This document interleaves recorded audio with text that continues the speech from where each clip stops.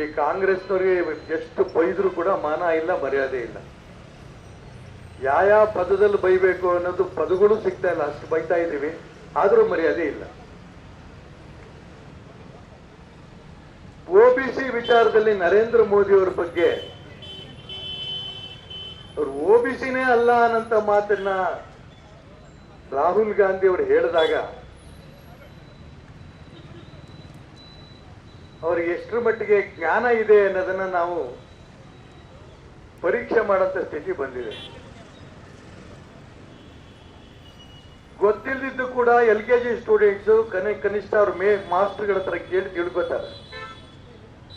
LKG ಸ್ಟೂಡೆಂಟ್ಗಿಂತನೂ ಕಡಿಮೆ ಬೆದಳಿರಂತ ವ್ಯಕ್ತಿ ಯಾರು ಅಂದ್ರೆ ರಾಹುಲ್ ಗಾಂಧಿ.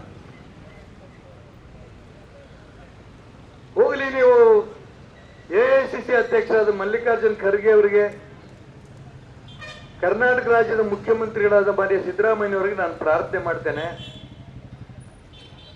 ನೀವು ರಾಹುಲ್ ಗಾಂಧಿ ಒಂದು ಕ್ಲಾಸ್ ತಗೊಳ್ಳಿ. ನರೇಂದ್ರ ಮೋದಿ ಏನು? ಯಾಕೆಂತಂದ್ರೆ ನರೇಂದ್ರ ಮೋದಿ OBC ಅಂತ ನಾವ್ ಯಾರು ಲೆಕ್ಕದಲ್ಲಿ ಇಟ್ಕೊಂಡಿಲ್ಲ. ನರೇಂದ್ರ ಮೋದಿ ಯಾವ ಜಾತಿ ಅಂತ ನಾವು ನೋಡಿಲ್ಲ. ಇಡೀ ಪ್ರಪಂಚದ ನಾಯಕ ಯಾರು ಅಂದ್ರೆ ನರೇಂದ್ರ ಮೋದಿ ಅನ್ನೋದನ್ನ ಹೆಮ್ಮೆಯಿಂದ ನಾವೆಲ್ಲ ಹೇಳ್ಕೊತಾ ಇದ್ದೀವಿ.